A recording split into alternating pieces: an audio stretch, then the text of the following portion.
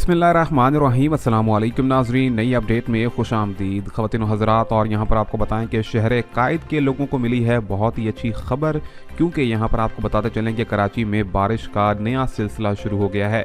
कराची के बेशतर इलाकों में सुबह सवेरे ही मौसम सरमा की पहली बारिश ने अपना काम शुरू कर दिया। और यहाँ पर आपको बताएं कि औरंगी टाउन, नॉर्थ नाज़माबाद और इसी के साथ साथ सदर का एरिया और साथ में फेडरल बी एरिया में बारिश जो है वो देखी जा रही है।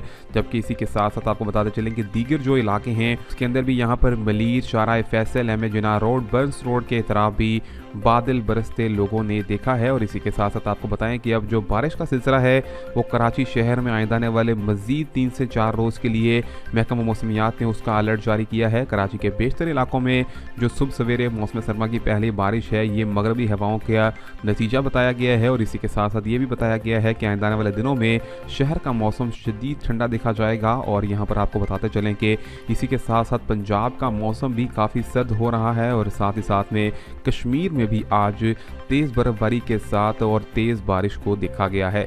ख़वातीन और हज़रात, मौसमियाती तब्दीलियों से जुड़े रहिए। चैनल को सब्सक्राइब, लाइक और शेयर करना मत भूलिए। अल्लाह हाफ़िज़।